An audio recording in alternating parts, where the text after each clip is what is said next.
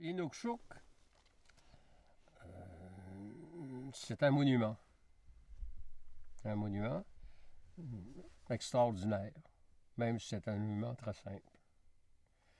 Inukshuk, d'abord physiquement, c'est un monument qui est composé de 2 jambes, un corps, 2 bras étalés, une tête.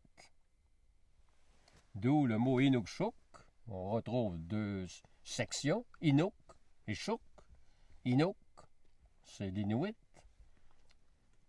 l'Inuit au pluriel, et Shuk, qui veut dire qu'il ressemble à. Le signe absolument extraordinaire de cette chose-là. Et de ça, c'est une prise de position. En réalité, l'Inukshuk, c'est une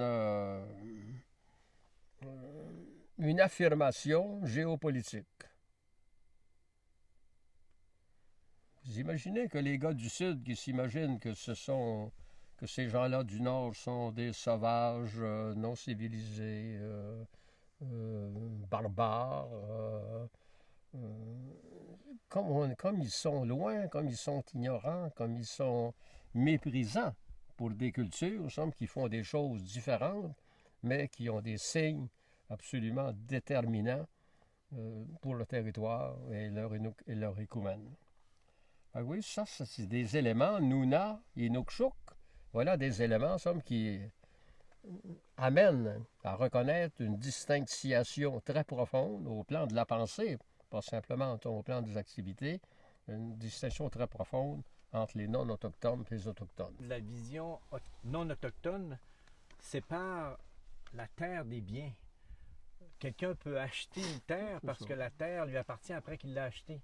Et il y a une dissociation entre l'être et la terre. Dans le monde autochtone, dans la vision du monde autochtone, il y a une fusion. La terre et l'être, les deux sont unifiés. C'est fondamental, ça, dans ce que tu apportes. C'est très, très fondamental. Ça, il y a un nom pour ça. Ça fait partie, somme, des mots là, que j'utilise pour la distinction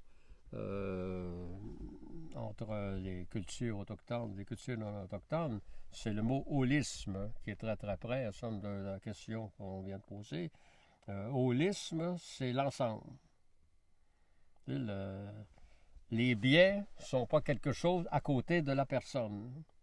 Les biens font partie d'un seul bloc, où tout est là.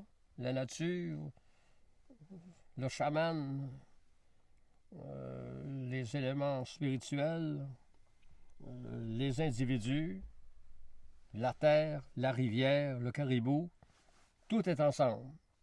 Fait qu'évidemment, quand on vient du Sud, où tout est séparé, tout est sectorialisé, il n'y a pas que des défauts à sectorialiser, là.